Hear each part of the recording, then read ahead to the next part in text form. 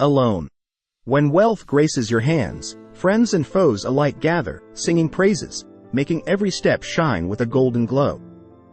Money, like a magical cloak, transforms the ordinary into trends, covering even the lacking with its enchanting allure.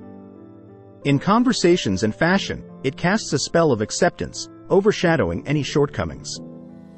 Yet, in the absence of wealth, loneliness deepens, ideas are mocked, and society's laughter echoes painfully. It's in these moments that the scriptures offer solace, whispering verses of divine care and comfort. As the Bible reminds us, "Fear not, for I am with you. Be not dismayed, for I am your God. I will strengthen you, I will help you. I will uphold you with my righteous right hand." Isaiah chapter 41 verse 10. In times of despair, these words become a beacon of hope, assuring us that even without worldly riches, we are never truly alone, for God lifts us to higher positions with His unwavering love. Here are some scriptures from the Bible that show how God can lift you to a higher position because He cares for you, and you are not alone. Israel asks for a king. David. Anointing of David as king by the prophet Samuel, and the initial lack of consideration for David by his own family. In the Bible, in the book of 1 Samuel, God instructs the prophet Samuel to go to the house of Jesse in Bethlehem to anoint one of Jesse's sons as the future king of Israel.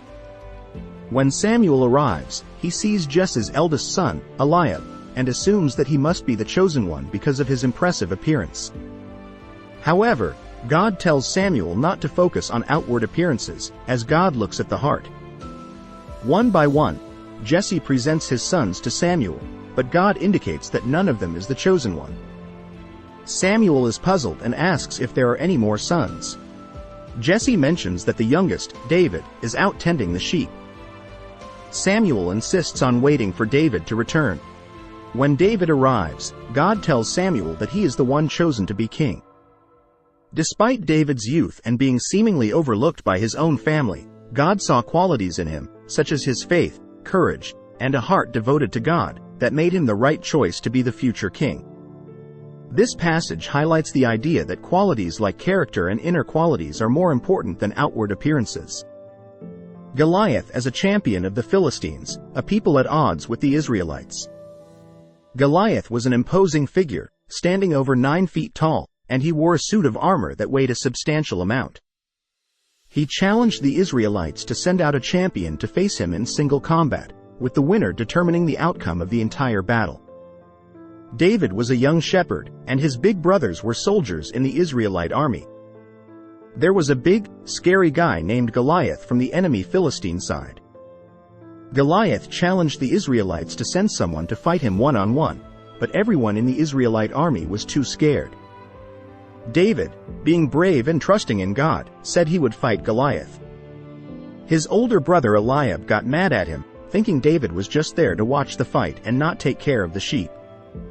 Even King Saul doubted David at first, thinking he was too young and small to beat Goliath. But David explained that he had protected his sheep from wild animals and trusted God to help him. Eventually, King Saul agreed to let David face Goliath.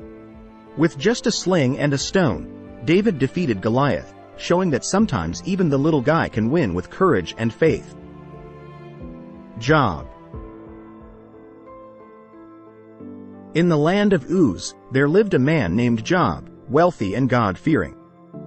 His devotion to God was evident through sacrificial offerings, a practice extended even on behalf of family members, in case they unknowingly sinned.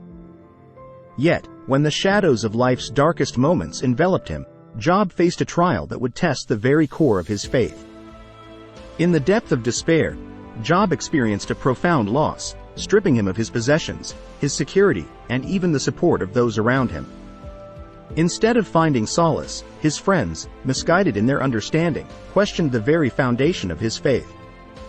Even more painful was the estrangement from his own wife, who, viewing Job through the lens of failure, failed to empathize with his plight.